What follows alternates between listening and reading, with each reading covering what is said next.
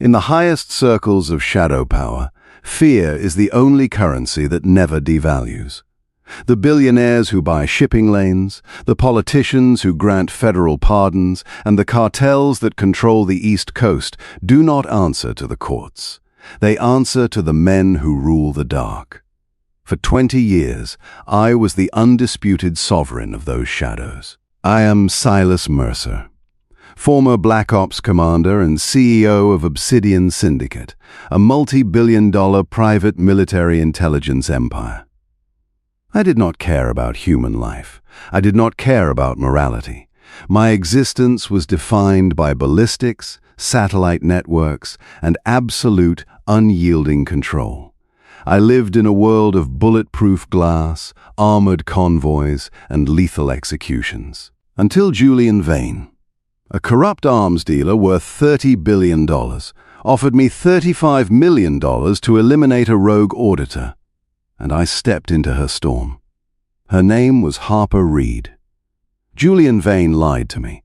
He claimed Harper was a black market broker attempting to sell private military codes to rival syndicates. He ordered my tactical strike force to breach her penthouse suite in downtown Boston, retrieve a master server drive, and make her body disappear into the Atlantic Ocean. But when I blew open the heavy, reinforced titanium door of her study at 2:15 a.m., I realized that Harper Reed was no petty broker. She was an absolute force of nature holding an execution sentence over Vane's head. Harper was a 27-year-old brilliant chief forensic auditor for the Federal Treasury Oversight Bureau. She had spent 20 months quietly penetrating Vane's off-book accounts, uncovering a $60 billion human trafficking and black market weapons network operating through private East Coast ports. She had just finalized downloading the master encryption ledgers onto a titanium drive when my team breached her perimeter. When I stepped into her study, my 6'4" tactical frame dominating the doorway, my custom suppressed .45 caliber pistol raised, I expected her to drop to her knees and weep for her life. Instead, I found a woman who looked at my tactical strike team as if we were nothing more than an inconvenient interruption to her schedule. Harper was standing behind a dark mahogany desk, illuminated by the warm amber glow of a single desk lamp and the cool blue hum of her dual monitors. She was breathtaking in a way that hit my chest like a physical impact, shattering every ounce of my legendary discipline. She possessed a rich, lush, magnificent figure that completely defied the artificial, starved standards of high society socialites. She wore a burgundy velvet evening dress that draped flawlessly over the sweeping, voluptuous curves of her full hips and cinched tightly at her soft waist. Her dark hair fell in wild, luxurious waves over her shoulders, framing a face of intense, regal intelligence. She didn't flinch. She slowly unplugged her encrypted titanium drive, slid it into her leather handbag, and met my cold gaze with dark hazel eyes that burned with pure, unyielding defiance. "You're 3 minutes late, Commander Mercer." Her velvet voice drifted through the quiet penthouse, rich, smooth, and entirely unbothered by the tactical rifles aimed at her chest. Vane's usual hit squads take 12 minutes to bypass a biometric gate. You did it in 5.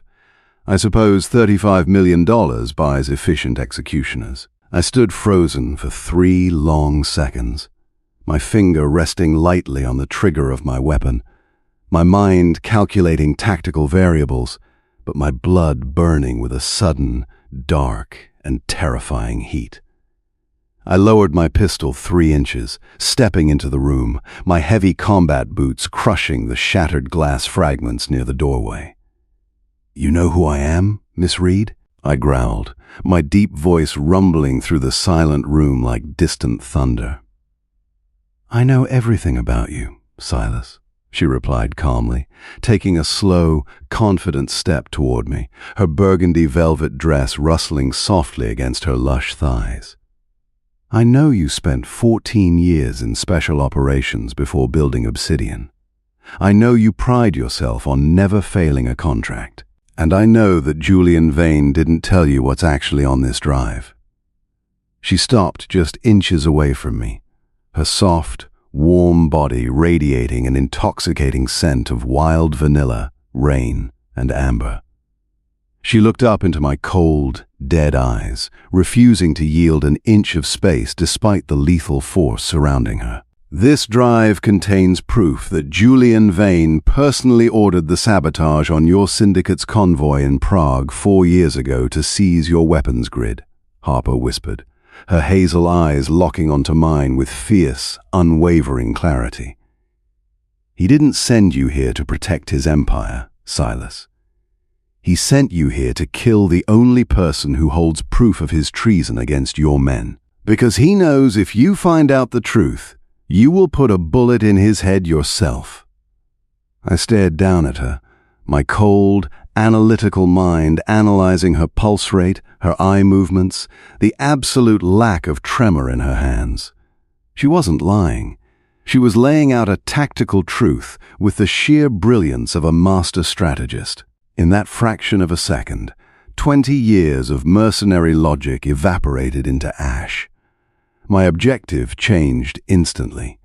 I didn't care about Vane's $35 million. I didn't care about the contract. My brain registered a single, primal command. Protect her. Claim her. Burn Vane's empire to the ground. I reached out, my large, calloused hand wrapping firmly around her soft waist, pulling her full, breathtaking curves flush against my rigid frame. She gasped softly, her breath catching in her throat, but her warm hands came up to rest against my tactical vest, feeling the heavy, rapid thrumming of my heart. "Pack your drive, Harper," I whispered, my voice dropping to a low, possessive frequency that shook the quiet room.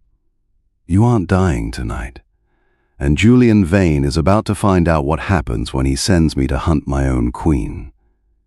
By 3:15 a.m., the Boston skyline was enveloped in a heavy, freezing rainstorm. My armored convoy of 3 blacked-out suburban subs was navigating the deserted, rain-slicked asphalt near the harbor bridges. Harper sat beside me in the reinforced leather cabin of my lead vehicle. She had wrapped herself in my heavy wool trench coat, the black fabric draping over her burgundy velvet dress, yet doing nothing to disguise the magnificent, lush curves of her body leaning against my side. She held her encrypted titanium drive tightly in her lap, her dark hazel eyes watching the rain streak down the bulletproof glass. "Your operators didn't question you when you cancelled the hit, Silas," Harper murmured softly, her velvet voice breaking the heavy silence of the cabin. "Are they always this loyal to you?" "They are loyal to me, Harper. Not the money," I replied, my gaze fixed on the road ahead, my hand resting casually on my holstered .45. "Vane pays them with blood money. I pay them with honor, protection, and absolute leadership. When I command them to protect you, they will stand against any army on this earth." Before she could answer, my driver slammed on the brakes. The heavy SUV skidded across the slick asphalt, coming to a sudden halt 20 feet from a roadblock of 2 heavy commercial trucks blocking the expressway exit. Instantly, the blinding high beams of 4 black SUVs lit up behind us, trapping our convoy in a tight, fatal bottleneck. Vane hadn't trusted me to execute the contract alone. He had dispatched a secondary wetwork team of 18 mercenaries to follow my convoy and eliminate everyone inside the vehicle. "Hold your positions!" I barked through my comms to my team. "Secure the perimeter! Protect the lead vehicle at all costs!" The storm was shattered by the deafening roar of automatic weapons fire. Heavy, armor-piercing rounds slammed against the reinforced doors of my SUV, the bulletproof glass spider-webbing under the concussive force, but holding firm. Harper didn't scream. She didn't panic. She crouched low in the footwell, her dark eyes looking up at me with fierce, unwavering trust. "They brought heavy-caliber rifles. Silas, the side glass won't take another volley." I reached into the weapons rack between the front seats, pulling out a custom short-barreled automatic rifle and extra magazines. I turned to her, my large hand coming around the back of her soft neck, pulling her up until her face was inches from mine. "Stay in this cabin, Harper," I growled, my deep voice thick with absolute, terrifying authority.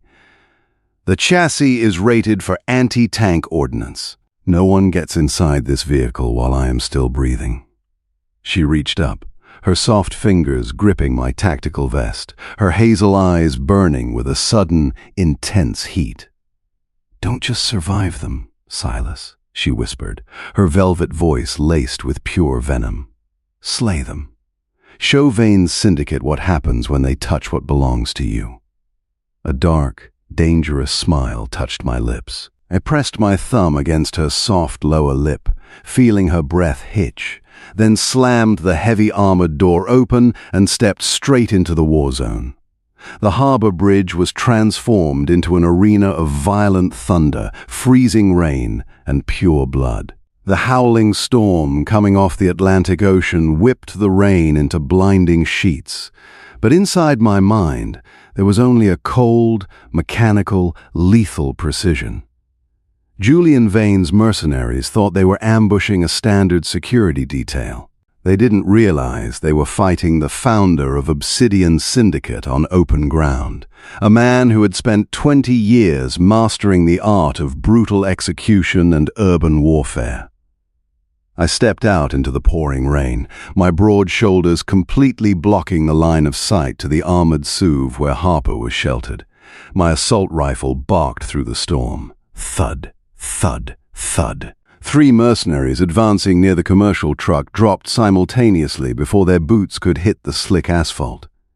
Heavy hollow-point rounds shattered their tactical plates, dropping them into the standing water. My personal Obsidian operators flanked from the secondary vehicles, laying down a brutal grid of covering fire that trapped the remaining ambushers against the concrete highway barrier.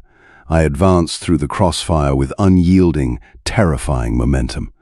I didn't take cover. I moved through the storm like an unstoppable force of nature, driven by an apocalyptic rage that demanded total destruction for anyone who dared to threaten my queen.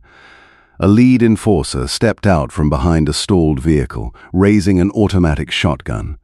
Before he could squeeze the trigger, I closed the distance in a fraction of a second. I grabbed the hot barrel of his weapon, forcing it skyward as it discharged uselessly into the dark clouds, drove my elbow into his jaw with bone-crushing power, and rammed my combat knife straight through his neck. He collapsed onto the hood of the car, gagging, blood pooling beneath his tactical vest. I didn't pause to watch him bleed. I racked the slide of my sidearm, clearing 3 more mercenaries who tried to rush my lead SUV. In less than 3 minutes, the gunfire died down, replaced only by the howl of the wind, the heavy patter of rain, and the groans of dying men. The 18-man hit squad had been completely erased. I walked back to the lead SUV, my combat boots splashing through the blood-stained water on the bridge deck. I pulled open the heavy armored door, stepping back into the dry, warm interior. Harper was sitting in the footwell, her dark hazel eyes wide, clutching a spare tactical knife she had found in my armory door. When she saw me standing in the doorway, covered in rain, cordite, and the blood of her enemies, she didn't scream. She didn't flinch. She looked at me with an intense, intoxicating mixture of awe, relief, and absolute devotion. I reached down, my large, bare hand taking the knife gently from her fingers, setting it aside before wrapping my arm around her soft waist and lifting her lush, breathtaking body effortlessly back onto the leather seat. "The bridge is clear, Harper," I growled, my deep voice rough and vibrating with adrenaline. "Vane's hit squad is dead. You are safe." Harper reached up, her soft, delicate fingers framing my scarred jaw, completely unbothered by the rain and blood dripping from my face. She pressed her warm body flush against my chest, her hazel eyes locking onto mine with fierce intensity. "I knew you wouldn't let them touch me, Silas," she whispered, her velvet voice trembling with pure emotion. "Now, Take me to your sanctuary. Let's burn Vane's empire to the ground. My primary sanctuary was a brutalist-style subterranean fortress built deep within the granite cliffs of the Berkshire Mountains. Reinforced with 3-foot-thick concrete blast doors, satellite jammer arrays, and an autonomous perimeter defense system, it was a ghost facility that existed on no public registry. It was 5:30 a.m. The rain had cleared, leaving a cold, misty dawn hanging over the pine forest outside the floor-to-ceiling reinforced glass of the master suite. Inside the central command room, the hum of military-grade servers filled the quiet air. Harper sat at my primary master terminal, wrapped in a plush black silk robe I had provided for her. The dark fabric draped over her shoulders, opening slightly at the front to reveal the magnificent, lush curves of her chest and hips, her dark waves of hair falling wildly around her regal face. Her encrypted titanium drive was plugged directly into my syndicate's satellite uplink array. I stood behind her, wearing a dark thermal shirt and tactical trousers, a custom Kimber pistol holstered at my hip. My large hands rested on the back of her leather chair, my 6'4" body looming over her like a dark sentinel, shielding her from the rest of the world. I have penetrated Julian Vane's primary offshore accounts in Zurich, Silas, Harper murmured, her velvet voice ringing with absolute, chilling triumph. Using the master decryption keys from this drive, I've unlocked his private ledgers. $60 billion in illegal black market arms, shell corporations, and bribery pipelines. She stopped typing, leaning back against my chest, looking up into my cold eyes with a dark, breathtaking smile. Julian Vane thought he could buy the world with his blood money. But money in a digital network is just code, and I hold the key to his vault. I reached down, my large, calloused hand coming to rest on her soft, voluptuous waist, my thumb tracing the rich curve of her hip through the silk. "What is your decree, my queen?" I growled softly into her ear, my deep voice rumbling through her entire frame. "I'm executing a complete liquidation protocol," Harper whispered, her dark hazel eyes burning with righteous vengeance. "I am transferring $30 billion of his assets to the families of soldiers and victims killed by his illegal arms sales. The remaining $30 billion is being frozen by federal task forces in Switzerland as we speak, and I just broadcast his master file, including the proof that he sabotaged your Prague convoy, to the Pentagon, Interpol, and the Department of Justice." She hit the central enter key with absolute, ruthless finality. On the secondary monitors, line after line of green financial data turned blood red before flickering into permanent void. In a single keystroke, Julian Vane's $60 billion empire was reduced to ash. He was no longer an untouchable defense tycoon. He was a destitute, exposed traitor with every military agency and federal marshal hunting his head. "He is ruined, Silas," Harper breathed, a single tear of pure, overwhelming victory escaping her eye. "He has nowhere left to run." Before I could answer, my second-in-command, Victor, entered the command room, holding an encrypted tablet. He looked at Harper with profound respect, then turned to me. "Boss," Victor reported, his voice cold. "Vane just realized his accounts are wiped, and federal marshals are raiding his estate. He's currently at his private airfield near Martha's Vineyard, trying to board a charter jet to flee to a non-extradition country. He has 6 remaining bodyguards with him." I looked down at Harper. Her hazel eyes met mine, burning with a silent, absolute demand. She didn't want Vane to rot in a comfortable federal prison cell. She wanted the monster who had betrayed my men and ordered her death to face the executioner he had tried to hire. "Ready the Black Hawk, Victor," I commanded coldly, my eyes never leaving Harper's face. "I am going to personally collect Julian Vane's final debt." The private airfield near Martha's Vineyard was shrouded in a heavy morning fog. Julian Vane's private jet sat on the tarmac, its engines idling violently, ready for immediate takeoff. Vane, a ruthless, arrogant billionaire in a custom cashmere coat, was sprinting up the boarding stairs, holding a leather briefcase filled with cash, surrounded by his 6 remaining personal bodyguards. He was screaming at the pilot to close the doors, his face pale with sweating, hysterical panic. He never made it inside the cabin. My Black Hawk chopper dropped out of the foggy sky, hovering 20 feet above the tarmac. I didn't wait for a ladder. I unbuckled my harness and dropped straight down onto the wet concrete with a deafening, concussive impact. Vane's bodyguards turned, drawing their automatic weapons in panic. It was not a battle. It was an execution. I moved through their line like an apocalyptic judgment. My dual Kimber 45s barked through the foggy morning air. Thud, thud, thud. 6 rapid shots, 6 center-mass impacts. In less than 12 seconds, Vane's entire security detail lay dead on the rain-soaked tarmac. Vane dropped his briefcase, stumbling backward down the metallic stairs, falling hard on his back on the wet ground. He looked up at my massive 6'4" tactical frame looming over him, his eyes bulging with sheer, agonizing terror. "Silas, please!"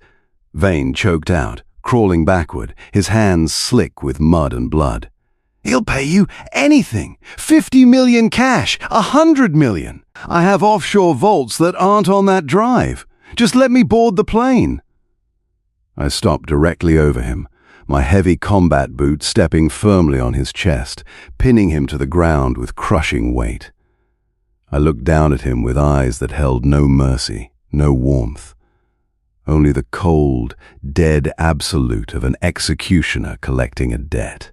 "You offered me $35 million to put a bullet in Harper Reed's head, Vane," I growled, my deep voice rumbling like an earthquake beneath his ribs. "You thought her life had a price. You thought a woman of her brilliance, her beauty, her magnificent soul could be erased by a parasite like you. She's just an auditor," Vane shrieked, gasping for air beneath my boot. "She is my queen," I corrected him, my voice dropping to a terrifying whisper. "And you just committed the fatal error of hunting what belongs to me." I didn't waste another word. I raised my pistol and pulled the trigger. The single shot echoed across the foggy airfield, ending Julian Vane's reign forever. 2 hours later, I returned to the subterranean fortress. The heavy blast doors sealed shut behind me, locking out the violent world forever. I walked into the master suite, discarding my tactical vest and weapons, my heart pounding with a deep, possessive hunger that had nothing to do with war. Harper was standing near the floor-to-ceiling glass window, watching the sunrise break through the mist over the pine forest. She had taken off her robe, wearing a soft, form-fitting cashmere sweater that draped over every rich, breathtaking curve of her full hips and voluptuous waist. When she heard my footsteps, she turned around. She saw my clean face, my calm eyes, and she knew that the monster who had haunted her for 20 months was dead. She didn't hesitate. She ran across the room, throwing her soft arms around my neck, her lush, magnificent body colliding with my unyielding frame with breathtaking force.